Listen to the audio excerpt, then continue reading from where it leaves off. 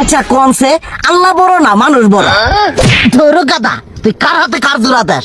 কোড়ায় আল্লাহ আর কোড়ায় মানুষ। যেটা কবার কইছে ওইটা কন। আল্লাহ বড় না মানুষ বড়? আল্লাহই তো বড়। আল্লাহ বড়, তাহলে আল্লাহর কথা না হইনা মানুষের কথা শুনেন কে? তুই কি কইতাছস? কি আর আল্লাহর কথা মানে না মানুষের কথা মানে? হ্যাঁ, কি আর মানুষের কথা শুনেন তাই না?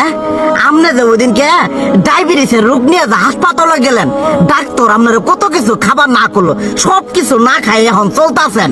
তাহলে আল্লাহ যে আপনারে কইছে যে হারাম খাবার না, সুদ খাবার না, কই আপনি তো কাম কাজ বাদ দিয়ে এলাকার আমাদের টাকা পয়সা না গায়ে খালি ওইলে দিয়েই খান, নিজেরা টেও হালাল ভাবে কামাই করেন না, ওই সুদও তো না কটা টিয়া করে লাভ আহে ওইলে দিয়ে দিয়ে চলেন আর পেটটা বড় বানাইছেন।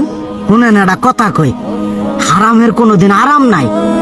হালাল পথে রুজি রোজগার করেন, প্রয়োজনে এড়া বেলা কম খায়েন, তাও শরীর পিণ্ডও ভালো থাকবো, কোনো রোগ বেদও হবো না, আরামও পাবেন, আল্লাহও খুশি থাকবো।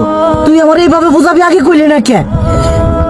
আসলে এই বিষয়টা তো আমি কখনো মাথায় এইভাবে নিইনি যে আমাদের কখনো ডাক্তার নিষেধ করলে ঠিকই আমরা নিষেধ মানি, কিন্তু উপর আল্লাহ যে কত কিছু নিষেধ করে দিয়ে সেটা মানি না।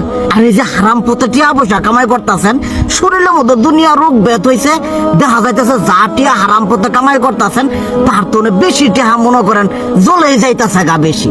আজকের পর থেকে আমি আর এই হারাম সুদ খামো না, আমি হালাল পথে চলবো, হালাল টাকা পয়সা ইনকাম করবো। এতে করে যদি একবেলা কমও খাইতে হয় তবুও খামো, তবু আমি আর এই হারাম পথে চলবো না। আচ্ছা ঠিক আছে।